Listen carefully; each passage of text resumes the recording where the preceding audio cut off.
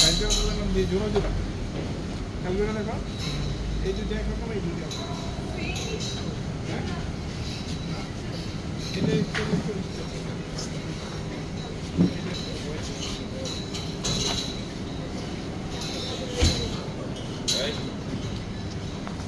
সবই তো 4-10 মনে হয়